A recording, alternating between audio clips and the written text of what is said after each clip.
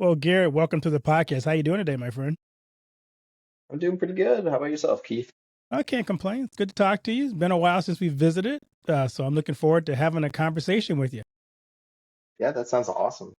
Got a lot of exciting things here. Yeah, we get to share that with people and kind of find out what God is doing through you and Mount Olivet in this new season of your life. But before we get into all that fun stuff, um, give me the best piece of advice you've ever received. My goodness. I think some of the best things for me was like to always be myself, always be humble, those kinds of pieces of advice. And it pretty much translated over to ministry pretty well, to kind of step down into the level of the people. Don't put me on this pedestal kind of thing.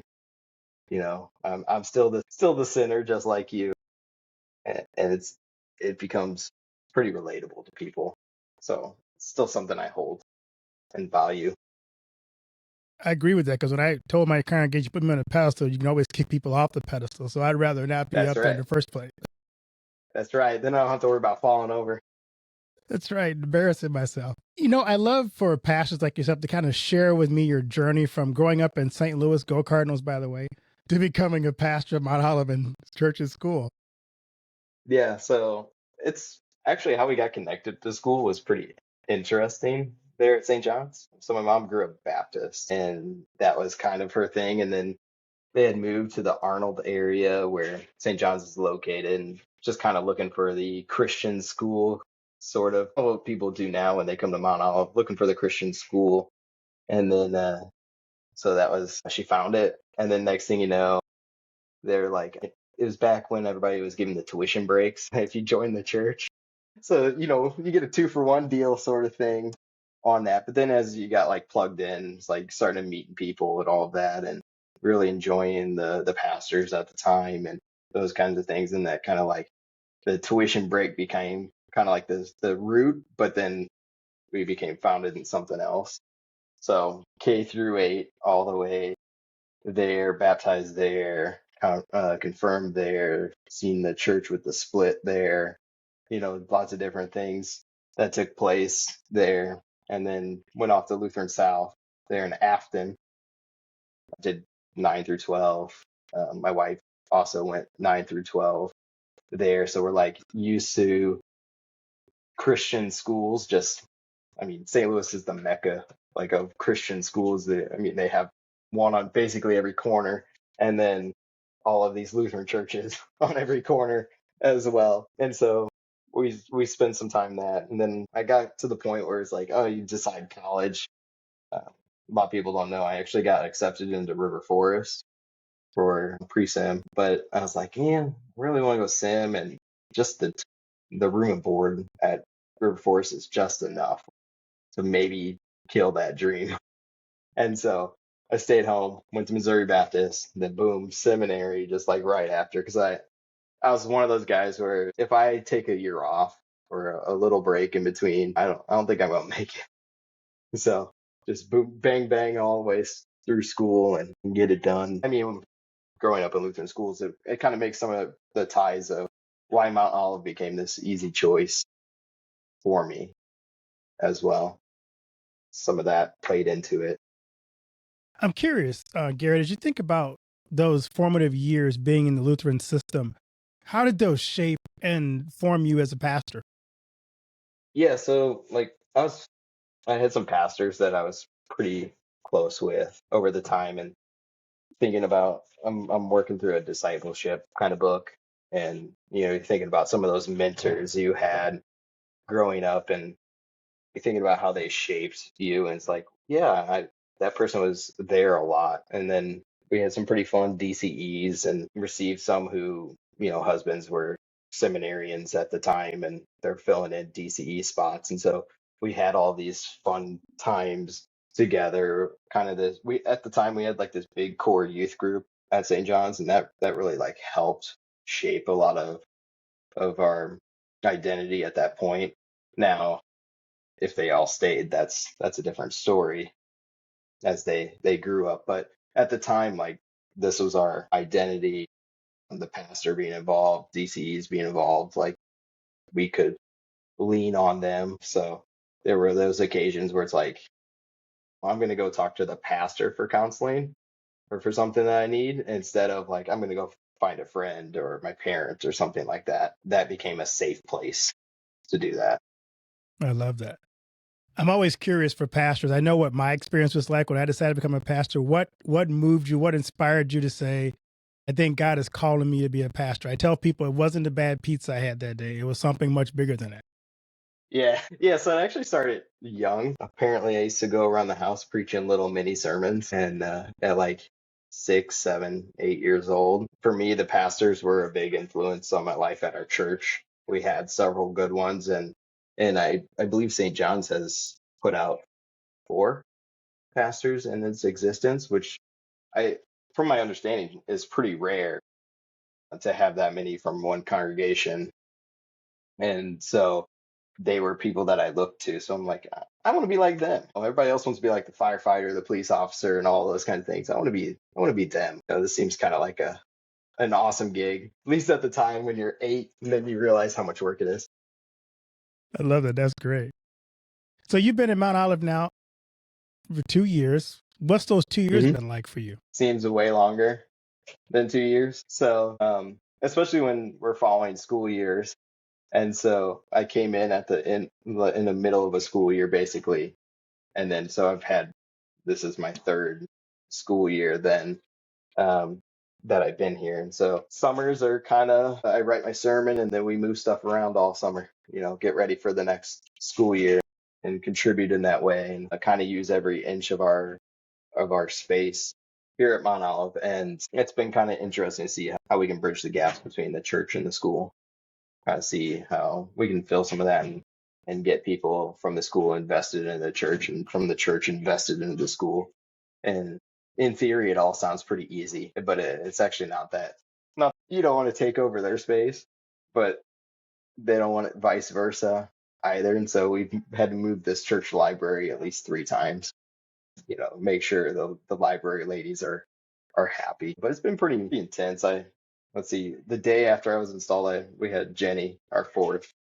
So installed on the 4th, and she was born on the 5th of December. And so yeah, she's kind of following my time tracker here as she ages.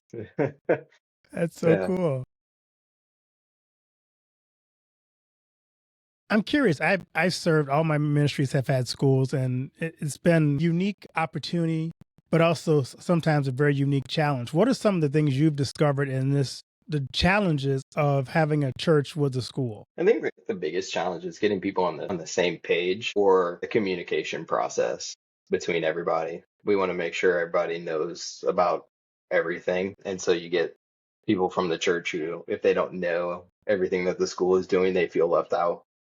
And so that's kind of a big challenge. And I don't know if you've experienced that same kind of thing where you're just like, we want this big vision. Often we try to think about like, oh, here's what the school is doing, here's what the church is doing, but very little times do we think about here's what the organization is doing. And so it kind of makes that team church, team school sort of feel, which is also a challenge. Have you felt that same way?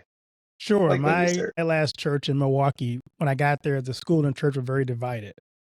And we had a school vision and they had a church vision. And I'm like, we got to stop and we just need to have one. And you just talked about one organizational vision and Yeah. realize that the school, the elders, the outreach are all part of the same vision. And you just implementing one piece of the overall vision. And that kind of helped us to not be seeing each other as competition or going different directions. But we had to keep reminding people what the one common vision and mission of the church and organization was. Yeah. Yeah. And so this common vision, we had that school thing on Saturday here hosted with the district, and and I went to that, and that's kind of something that he brought forward there, Sinsky. And so that was a good thing that we brought up in our board meeting last night. Like we often think about this, but we need to be doing these things together. And it's kind of a nice segue into the ESA because the education savings accounts have presented this opportunity to like revitalize churches. Or I was talking with our maintenance. We hired a maintenance guy and he was in Sioux Falls and he was talking about a school in Sioux Falls that was going to plant a church, an LCMS. And so you think about that and how we have this unique opportunity with the ESAs to kind of bring some life back to our church. Yeah, for those who don't know, ESA is Educational Savings Accounts here in Iowa, which is kind of our version of school choice. Yeah. How I'm sure that I know it impacted our church in Milwaukee because we had school choice when school choice wasn't popular. And all of a sudden, our entire clientele of students completely changed from being a mostly Lutheran based group of students and school body to none of them were Lutheran. They know what Lutheran was to now some of them weren't even church. And we had to try to figure out how do we connect with people who don't have any draw to us other than the fact that they come to our school. So how do you guys address we have all these potential people on campus. How do we share the gospel with them? Because I think we have something amazing as Lutherans to offer to families. Yeah, and that's super challenging. So we are at a 32% unchurched. So a third of almost a third of our school unchurched, and then of course, I think we can always throw in the nominals who they say they're going to church. I've had people who put down that they're going to our church, and I'm like, well, I've never seen you. I haven't seen you. Yeah. What pew are Yeah, you on? yeah. Well, maybe I must have missed you there, but it, they think about that, and so you're probably really at that like 50% kind of mark. I think only, if I remember correctly, only like 8% of our school body even goes to an LCMS church.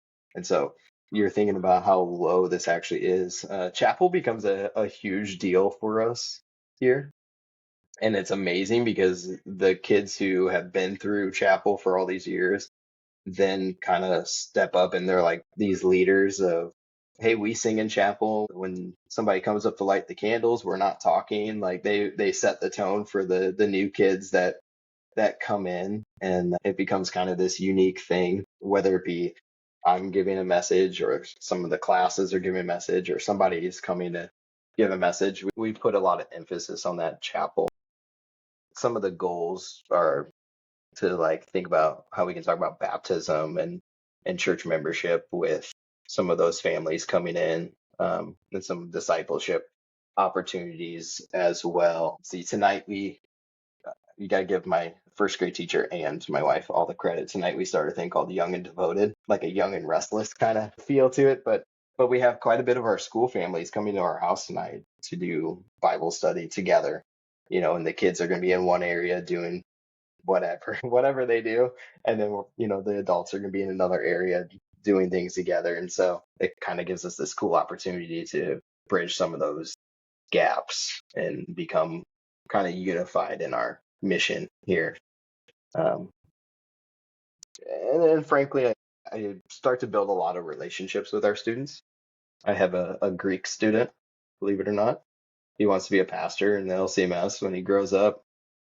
And so we started doing Greek last year. We nixed Spanish for him and did foreign language there of Greek, and none of the teachers cared. So that was a good thing. So he joins me on Tuesday, Thursdays, and we run through the Greek grammar and translate and those kinds of things. So, you know, most of the students are pretty comfortable with me. So that's a good thing too. It starts with those relationships with them, which I thoroughly enjoy, by the way. Are you I know your school is quite diverse in terms of makeup. What how has that become a challenge, especially in Des Moines area? Because I know Des Moines, there have been some schools that had some difficulty with just students who are adjusting to the public school system. Have you run across any challenges with the diversity of your school now?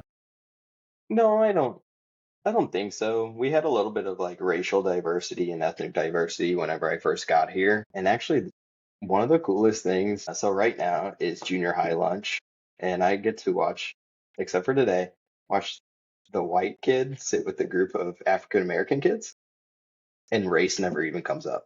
Is like the coolest thing. Like they're just hanging out, like they're the best of buddies, and they have the best time together. And it's like that is like the heaven on earth church right there. They can sit down, break bread together, and not have a problem. or anything like that. So we actually don't have a lot. You came last year and talked, and some of those kids enjoyed your talk last school year, and they can see that being together is bigger than our race. We're gonna be around the same vision of Christ, and we're gonna hang out together. We're gonna have fun together. We can be friends. So none of those things really ever comes up, I love thankfully. that. Yeah. Yeah, I'm yeah. curious, are you discovering that the parents who are maybe unchurched, are they hear that there are results that said that a lot of parents are seeking more spiritual discipline, journey, discovery in their life? Are you seeing an openness of the unchurched parents to get a closer connection with God than maybe Yeah. I think tonight is really going to be our first kind of tale of that, where we actually have probably one of the largest groups of school families come to our house and see where their spiritual levels are basically at. Like, so what do you actually believe? We've had some new school families come in, and a lot of them are churched, so we've had a lot of school families to our house as well. We're trying to do some of that, and get to know some of them. But tonight is probably our biggest one. We're going to actually find out in a larger group of parents. It's kind of, I'm going to be honest, kind of hard to isolate them one on one with me. Like the kids will do it. Yeah, Pastor, we love hanging out with Pastor, but the parents are not as much. I can get some to talk. So it just depends how involved they want to be. Because you have the parents who are like, I'm just gonna drop my kid off at the door, say bye, and then I'm gonna leave. And some parents will come in and talk with the teacher. So it depends on who you get and who you get to talk. that's Yeah. great. That makes sense. Everybody's got to find their own comfort zone. Yeah. I'm curious, as you have been doing this for about 2 years now, what key programs, initiatives have Mount Olive started that you found to work pretty well? And on the other side of that, what have you found out that just kind of like bombed royally? So actually, my first year and a half here, we've kind of just done a lot of listening to the community when we actually haven't done a lot of key initiatives. We're gonna do our first big vision thing here for 2025. Oh, will be the acronyms: guide in truth, relate in love, obey in action, and witness to others. And so that's going to be kind of our big vision. Some of that was like going through the missionary pathway stuff. That was a big impact for me. Like if I'm thinking about being around the word of God, that's kind of like this emphasis, and then everything else kind of falls in place after that. So that's really kind of our biggest initiative. We've kind of kicked around the idea of like some sort of DCE coming in, whether it be part time or full time or anything like that. I think a part time person could eventually turn into a full time person because there are kids, and I hear it quite often. Pastor, I'd love to come to your church and be members of your church, but we got to go to the church down the street because they have a youth group, and I'm like, yeah, I can't compete with that. I don't have an established youth group right now with all the fun things or anything like that. So I think a role like that could end up working itself into a good one. We had somebody to do that. So that's kind of a challenge we're kicking around as well.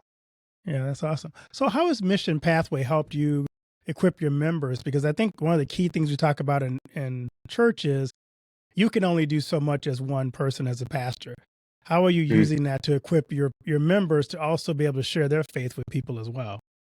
Yeah, so we're actually, our next sermon series is going to be we've done the missionary pathway together as a church, like, and kind of some groups. And our next sermon series, we're going to talk about like taking that even further. I really like the work, live, and play. So I'm going to go into the world and the places I work, live, and play. And we think about discipling people, and we're like, that means I got to go like spend 2 hours with somebody every week or something. And it's like, just think about like, what if it was just 10 minutes?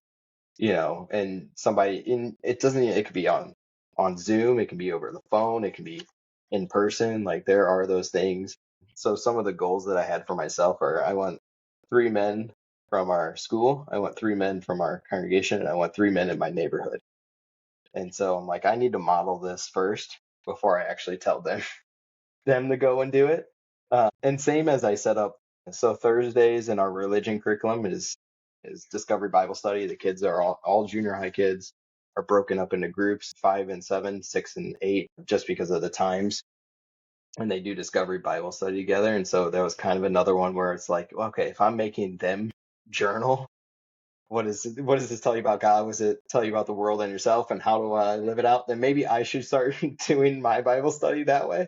Otherwise, they're going to be like, well, Pastor doesn't do it, but he makes us do it, for class. And so I do that every day. I have a journal that I do the Discovery Bible Study myself, and then I do it with other people as well. We've kind of picked that up as a staff too. Wednesdays is our staff Bible study morning, so we gather together around 7:15 and meet for about 20 minutes, 25 minutes, and do the same exact thing. And it kind of becomes this easy way. I just want people to be able to see it doesn't have to be so intimidating. It doesn't have to be so complicated. Like, I can sit down and do these with somebody. And right now we're doing a sermon series on spiritual gifts.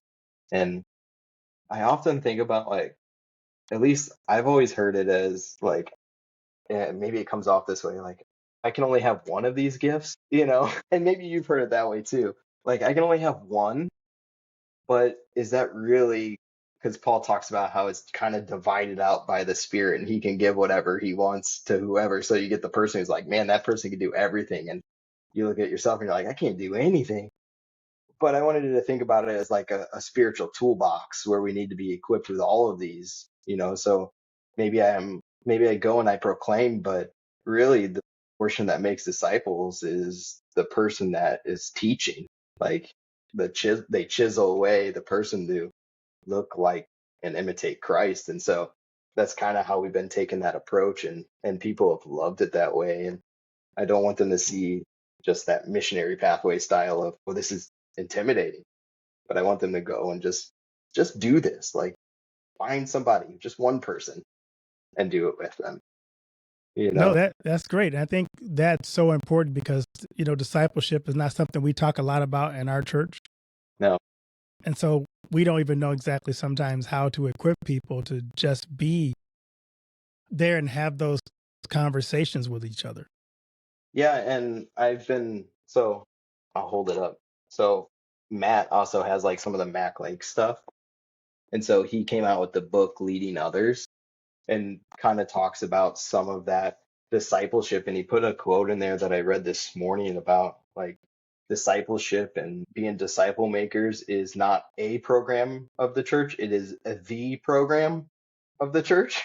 And you're like, yeah. So I can't compare it to like the men's ministry, but it often gets compared to that. Like, somebody's going to do it, but it's not going to be me, And so I thought that was pretty impactful.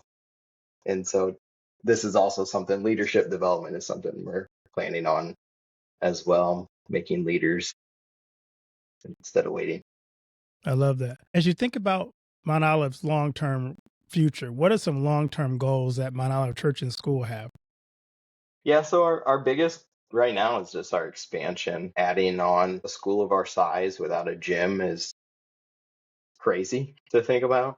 And so everybody is invested in on that, church and school. It's kind of given us a good unified piece. Like, we can build around this together, do something together. And I've talked about some different ways that we can gather together and do this. Like, let's sell bricks and build a big wall in our sanctuary and do a special worship service together, like, to celebrate how we're going to be building this piece for our generations to come. So that's kind of been our biggest focus. And then I already mentioned the DCE. That's kind of another focus, and we want to get those going and think about where our church can be in 5 years, our school in 5 years. And we probably have the projection of about 400 kids in 5 years in our school. So it'd be nice to have another person to come alongside and say they're also making an impact and bringing them into our congregation and revitalizing. So a lot of it is around some of that. The challenge I had when I was a pastor with the school was, how do you have an impact in the community while also having a school and a church? So how do you guys balance out that my ministry is not necessarily just the school, but Hmm. the community around my church as well. How do you balance those two things? Yeah, it's so hard because it's like, man, we would kill for everybody to just walk into our churches like they walk into our schools, especially with that ESA right now. But some of it is. So I've talked to some nursing homes and those kinds of things. Like, we want to get our school kids involved. We want to get our church families involved and go to some different places in the community. We want to explore down at that food pantry. So there's a Hispanic food pantry down the street.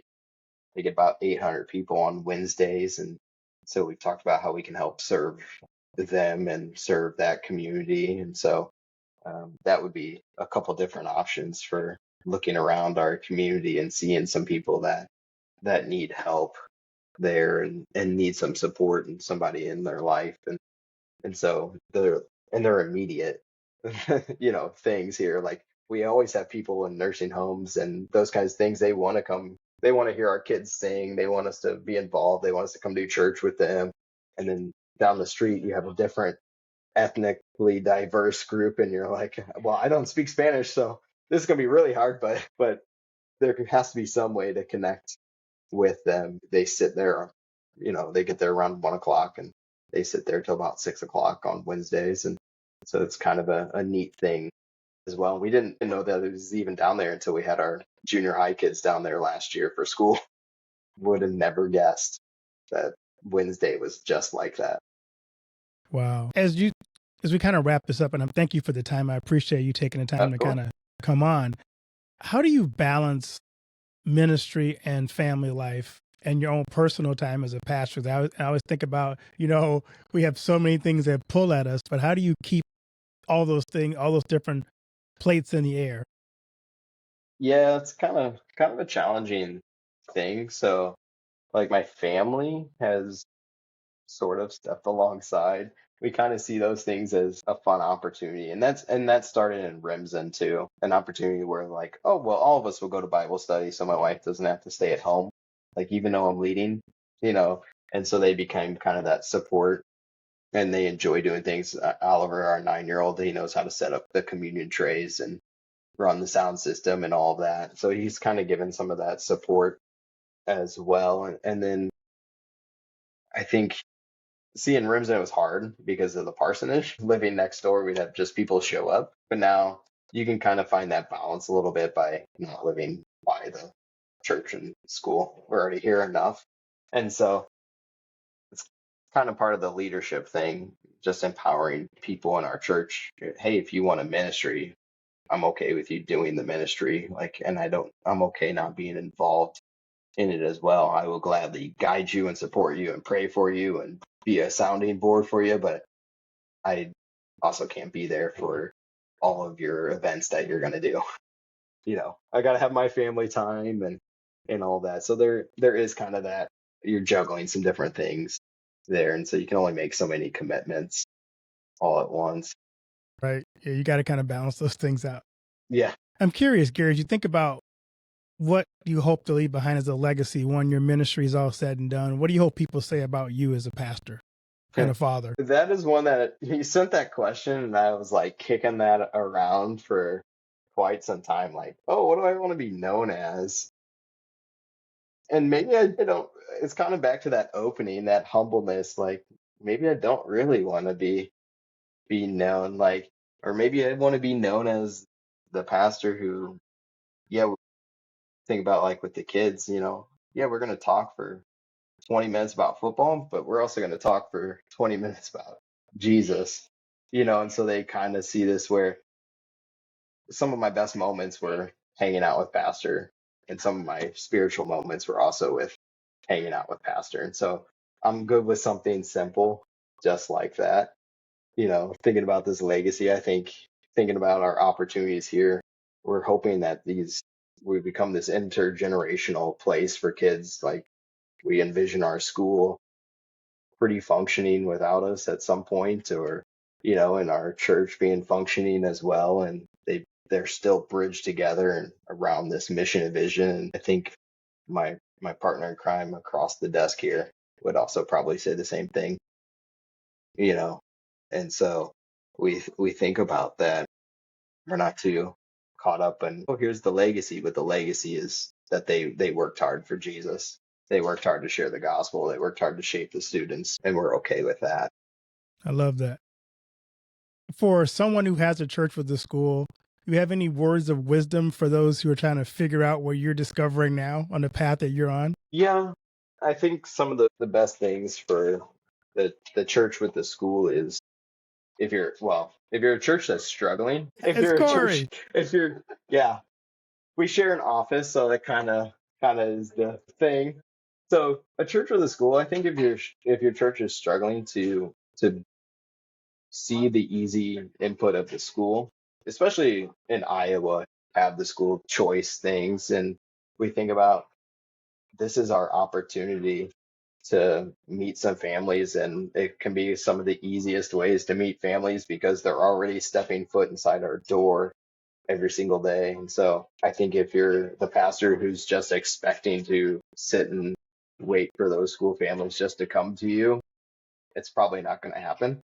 So they need to know who you are too, you know. So I sent a letter home to some new school families that came in this year and said, you know what, your kid is not going to just know me as pastor who sits in his office over there, but I'm going to be somebody that they continue to interact with. And that was for all of our new school families received a letter like that. So and then I put in there, well, I hope I get to know you too, and pray for you too. And if you need anything, I'm here for you.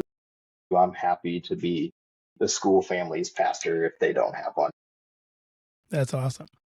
Where can people Yeah. get to know you more about you, Garret, and follow what's happening at Mount Olive Church and School? Yeah. So for Mount Olive, we're always open for tours. I've already told Heidi, our tour guide here, our missions director, I'm like, hey, I'm gonna be offering you up here with Keith, and she said she loves to give in tours, so it doesn't matter. They can reach out to Heidi.Rains@MOLCS or Garret.Kasper@MOLCS, and I'll connect them with Heidi, and we're happy to show people our school. We've had some from our district come down from our other schools and kind of just see what's happening as well. So we're kind of used to that, and we want people to see this is what a Christian education looks like, and this is also ministry as well, and a good thriving one. They can also connect on molcs.org. There's some things on there that they can connect with me too. Well, Garret, thanks so much for taking the time to share what's going on at Mount Olive, and blessings on the work you're doing and the dust that will start when you break ground on your new thing. That's always fun when God's doing so much in your church that there's this growth happening. And with growth comes sometimes pain, but also excitement. So blessings on that next phase for you guys as a church and school. Thank you. It was good to be on today.